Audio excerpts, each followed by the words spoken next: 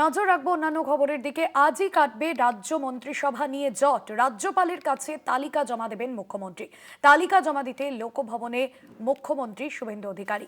আজই রাজ্য মন্ত্রিসভা নিয়ে কি জট কাটবে, মন্ত্রী কারা কারা হতে চলেছেন পরবর্তী যে মন্ত্রিসভা, এবং সেই জট কবে কাটতে চলেছে ইতিমধ্যেই লোকভবনে পৌঁছেছেন শুভেন্দু অধিকারী।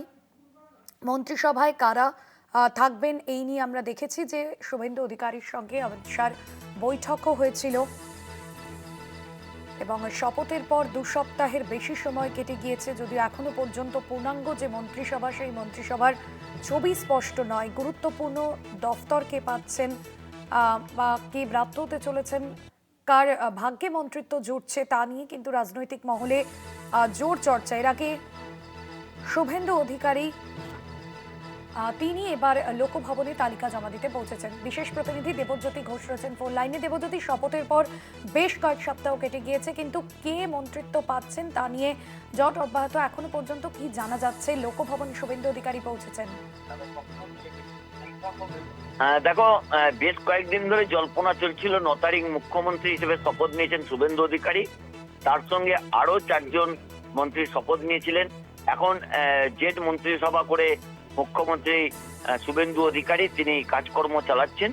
সেই জায়গাতে গত কয়েকদিন ধরে জল্পনা চলছিল যে পূর্ণাঙ্গ মন্ত্রিসভা বা মন্ত্রিসভার সম্প্রসারণ কি কবে হবে, তা নিয়েই কিন্তু একটা জট কাটার একটা চূড়ান্ত সম্ভাবনা তৈরি হয়েছে। একাধিকবার শ্রমিক ভট্টাচার্য, শুভেন্দু অধিকারী তারা দিল্লিতে বৈঠক করেছেন এবং যেটুকু সমাধান সূত্র বেরিয়ে এসেছে তাতে পূর্ণাঙ্গ মন্ত্রিসভা আগামী কয়েকদিনের মধ্যেই কিন্তু আত্মপ্রকাশ করতে চলেছে।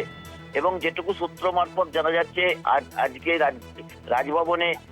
রাজভবন বা লোকভবন, সেখানে RN রবি রাজ্যপাল তার কাছে হয়তো একটা তালিকা তুলে দেবেন এবং তারপরে তিনি কবে শপথের দিন ঠিক করবেন এবং শপথ গ্রহণের জন্য কাকে কাকে ডাকা হবে সেই পূর্ণাঙ্গ তালিকা তুলে দেবার একটা চূড়ান্ত সম্ভাবনা রয়েছে। সেই মতোই কিন্তু লোকভবনে রাজ্যের মুখ্যমন্ত্রী প্রবেশ করেছেন এবং সেই দিক থেকে যে জল্পনা বা জট চলছিল সেই জট কিন্তু অতি দ্রুত কাটতে চলেছে। হয়তো আগামী 2-1 দিনের মধ্যে অথবা আগামী সপ্তাহের প্রথম 1-2 দিনের মধ্যেই সেই জট কেটে যেতে পারে বলে রাজনৈতিক মহল মনে করছে। সেক্ষেত্রে দেবজ্যোতি, কেন্দ্রীয় নেতৃত্বের সঙ্গে কি বৈঠক করবেন শুভেন্দু অধিকারী এবং তারপরে কি পূর্ণাঙ্গ তালিকা সামনে আসতে পারে? দেখো, কেন্দ্রীয় যে নেতৃত্ব রয়েছে তাদের সঙ্গে বৈঠক হয়ে গেছে এবং চূড়ান্ত যে তালিকা সেই তালিকাও কিন্তু তৈরি হয়ে গেছে। বেশ কয়েকটি জায়গাতে জটিলতা ছিল, কারণ বিভিন্ন জায়গাতে বিভিন্ন জেলা থেকে 2 জন করে মন্ত্রী করার একটা সম্ভাবনা তৈরি হয়েছিল।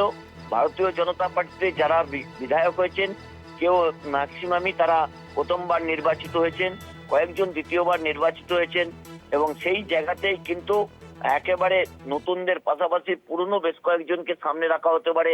যেমন তাপস রায় রয়েছেন, সজল ঘোষ রয়েছেন, তাদের সামনে রাখা হতে পারে। সারদত্ত মুখোপাধ্যায় রয়েছেন, তাদের সামনে রাখা হতে পারে। স্বপন দাশগুপ্তের মতো প্রথম সারির নেতা যাদের সঙ্গে RSS এর অত্যন্ত ঘনিষ্ঠ সম্পর্ক রয়েছে, তাদের সংমিশ্রণে রাখা হতে পারে নতুনদের।